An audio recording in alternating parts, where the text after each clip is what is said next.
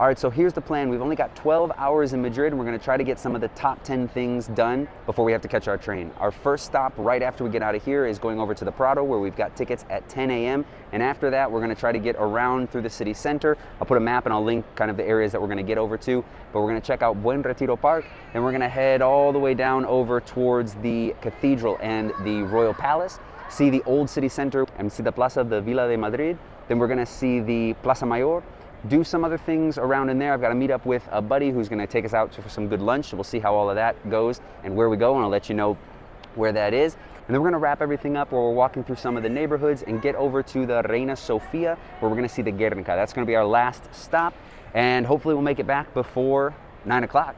Like I said, we've only got 12 hours. We're going to try to hit up most of those top 10 things. Let's see what we can get done.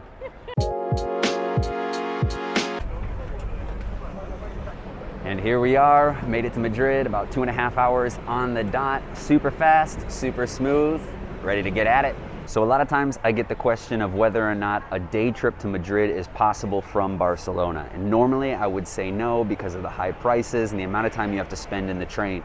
But with these amazing fast trains and now the low prices, it might be possible. So today we've got 12 hours in Madrid. It's actually just under 12 hours. It's 11 hours, 45 minutes between trains. We're gonna try to hit everything up. First stop, Prado Museum. But with such an early start, before we get over to the Prado, we gotta get a cup of coffee. After catching the 6:45 train to Madrid from Atocha Station, a coffee was going to be necessary to get us going ahead of a day that would have us trekking all over Madrid before catching the train back home at 9 p.m. It's a big plan, but there's only one way to answer that question of if you can do Madrid in 12 hours as a day trip from Barcelona. So the first stop after we arrive is the Prado Museum, which is just up the street from the train station. So it's not a far walk at all, about 5 minutes or so. But we got to understand that in order to get everything in Madrid in just 12 hours, we're not going to be able to see everything. So we're basically going to have to just pick out the most important things that we want to see here at the Prado, which means you want to focus on the Spanish geniuses. You've got Velázquez, you've got Goya, and then you've also got some other important Italian and Flemish works as well. But kind of picking out everything that we need to know and getting to those exact works like Las Meninas is going to be real key. So let's see what happens.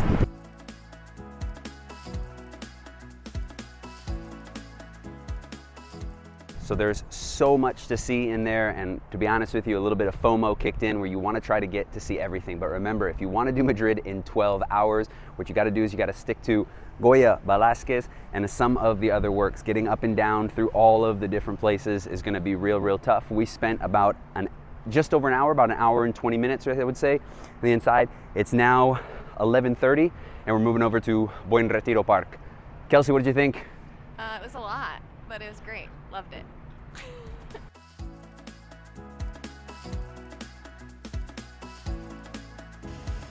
Buen Retiro Park is Madrid's green space in the city and a place for locals and tourists alike. The park today stands at about 350 acres and offers a great space to come and walk, exercise, or take part in many different activities. There are also all sorts of monuments, statues, and buildings to see.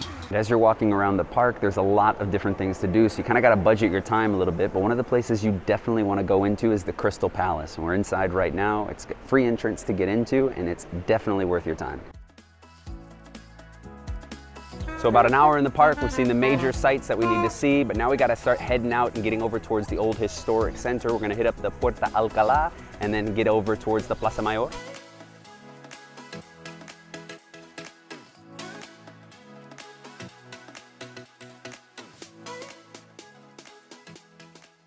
So guys, once you exit the park and hit up the Puerta Alcalá, it's just a quick little stop to check it out. Pretty important in terms of the old gate to the city, but then it is basically a straight shot down to the Royal Palace. We're gonna do that.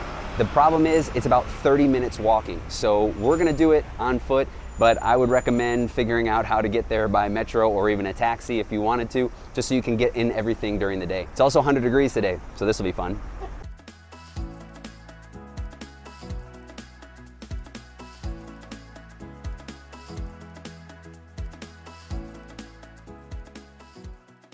So we're walking down the Gran Via, and this is always one of the places that I feel has really differentiated Madrid from Barcelona. It's much more of that kind of like imperial city. So why we're walking it despite the length of time and the heat is because that's the best way to get to know a city. So we're really getting to see a lot about Madrid, and when you only have 12 hours to do it, it's the best way. So on the way we had to make a little pit stop. We found a bar, Reina, looked pretty cool. We decided to jump on in. Of course, remember, you got 12 hours, you're on a budget, but you gotta run around and you gotta have some fun as well. So we got a caña each, and of course, we get the plate of tapas. Even though we are a little strapped for time, you still can and should take advantage of all that Madrid has to offer in terms of food. So order a drink and see what tapa they bring you. And of course, one of the benefits of knowing people that live in the city is they take you to some of the best bars. We got our personal guide right here, Enrique. He's taking us over to, what is it, Pescador? Pescador. Some pints, some tapas again, we're good to go. So our lunch took us a little bit longer than we anticipated, but the good news is that we still have plenty of time to get over and see what we need to. We're heading over to the historic part of Madrid. We're gonna check out first the Royal Palace, the cathedral, and the new lookout point that they've opened up, which I'm super excited about because I've never been over to before. And then we're gonna head into the very, very center and see Plaza Mayor and Puerta del Sol.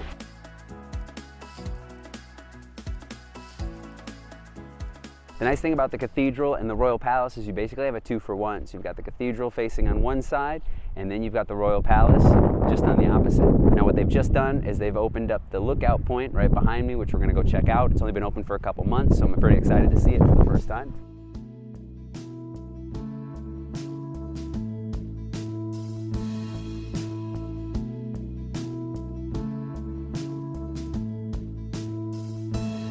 To enter the Royal Palace, you'll need to reserve ahead of time, but a visit to the cathedral is free, and I definitely recommend popping in.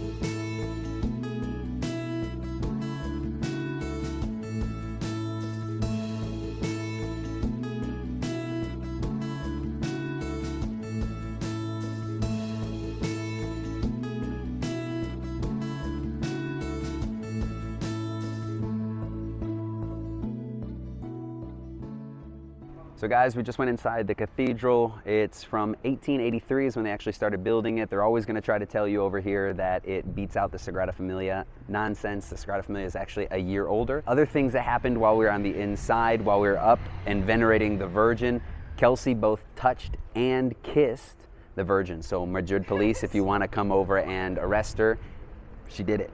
So then after the Royal Palace and the cathedral, you guys can head over to two plazas, Plaza de la Villa, and then also the Plaza Mayor, because if you didn't know already, there's nothing like a relaxing cup of café con leche in the Plaza Mayor. And so right now we are figuring out the downfalls of doing Madrid in just one day in the middle of the summer. We're getting to that point where it is hot, and because we got to keep moving, we just got to keep going. But keep in mind, if you're coming in the summer, those afternoon hours are going to be really, really hot. Between both plazas, you'll need to make a stop at the Mercado de San Miguel, Madrid's gourmet food market. If we hadn't eaten so much already, we definitely would have tried out some of the different dishes from all over the country. I was surprised to even find a rocambolesque ice cream shop that's a specialty in Barcelona. But there's always room for ice cream, and with only 12 hours in Madrid, it's better to go with something local. And with the heat, we jumped into Mistura just outside of Plaza Mayor for a nice little ice cream.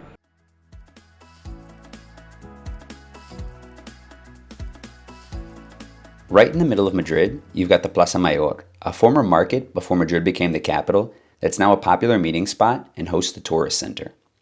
If you've only got the day, it's a place you at least need to walk through and get a look around to understand historic Madrid. Another option on a day trip to Madrid would be to come here after the park, but before the Royal Palace, and have lunch at a Madrid staple, La Campana, for some calamari sandwiches.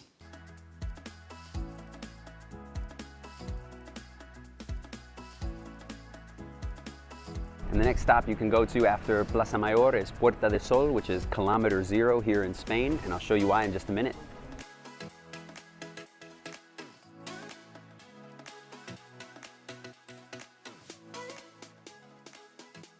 All right, so when you're in Puerta del Sol, you can see that it's kilometer 0. All of the highway systems run through to this point. What other things you need to see are the bear, which has become that symbol of Madrid, but it's really just kind of like a nice central area that's definitely worth walking on through. This old city gate has become a popular commercial center. One of the most common pictures to take in the Puerta del Sol is from the Kilometer Zero plaque that marks the starting point of the country's major highways. It's right in front of the Madrid Regional Government building that every TV set is turned to ring in the new year with the 12 traditional grapes. Now that we've seen all of this, we've seen a lot of the historic center, really the things that are left on our list to do is get over to the Reina Sofia Museum, and we got to check out one of the best pieces of works by Pablo Picasso. With some time to kill before our last stop, we took advantage and strolled through some of the nearby neighborhoods like the Barrio de las Letras, one of my favorite neighborhoods where you can see some of the homes of authors from Spain's golden age, and Lavapiés, which has a bunch of different bars to stop at and have a drink, and it'll put you right next to the Reina Sofia Museum. Now we've got our last stop of the day, which is the Reina Sofia Museum, and we've held this off for the last stop for basically two reasons. One, because it's right by the train station, which is going to give us an easy way to get back over there, but after 7 o'clock, it's free. So remember, if you want to come over here, that after 7 o'clock, you can get in without having to pay that entrance price. Now, if you're running short on time, one thing that I recommend, and the real reason we're really going over there, is just to go see the Guernica by Picasso. So you can see that, you can see some other Dali things as well, but unlike the Prado, don't get that FOMO and don't just kind of try to stay in there and try to see everything. Especially, you'll probably be a little bit tired after a full day of running around. But last stop, Reina Sofia. You'll have about an hour inside the Reina Sofia, and I really do recommend it, even if it's only to see Picasso's Guernica, which is one of my favorite paintings. After your visit, you'll have a short walk to the train station, and if you have some time before your departure, check out Atocha. It's one of the best train stations in the country. All right, so we're back at the station. We're waiting for our train to get back to Barcelona. It was a 12 full hour day in Madrid. We didn't think, it was possible, like I said before, not something that I've recommended to people, more than anything because of the price and just the amount of hours that you need to be in the train, running around Madrid to try to get to see everything. We tried to pack it all in and show you exactly what it would be like if you tried to do a day trip from Barcelona to Madrid and see basically all of those top things. We did it. How do you feel? I'm exhausted, honestly. And we're a little tired. We had to get up at 5 a.m. Catch a train, 6:45 train, getting in at just after 9:15, and then from 9:15 until 9, basically on the go, trying to get to all of those different places. It was extremely hot, so it is not for the weak of heart, I would say, but definitely something that I learned, at least, that we could do. Yeah, my suggestions are to get more than 5 hours of sleep the night before. Don't go hard in the middle of the day with the drinking. And don't go in the hottest day of the year when it's 100 degrees outside. Very, very hot day. So I would definitely recommend making sure you have some good shoes on, because you're going to be doing a lot of walking. Obviously, what we tried to do was see most of the city, so walking, like I said before, the best way to do it. But you also have metros and you have different combinations that you can always check out as well, which would probably make it a little bit easier, especially with the heat. It was really great to see everything that was here and just how different it actually is than Barcelona. I've been here before, but sometimes I kind of forget, like Gran Via is so much different here than Gran Via in Barcelona, but it was cool. Yeah, and like I said, it's always nice to get away from Barcelona just for a little bit, hop on over to Madrid, see it, run around. Now we know we can do it, maybe plan some other trips. If you're looking to do some other trips outside of Barcelona, you can click on the playlist that I'll link in above, and you can get to other places like Girona, Tarragona, things that are a little bit shorter.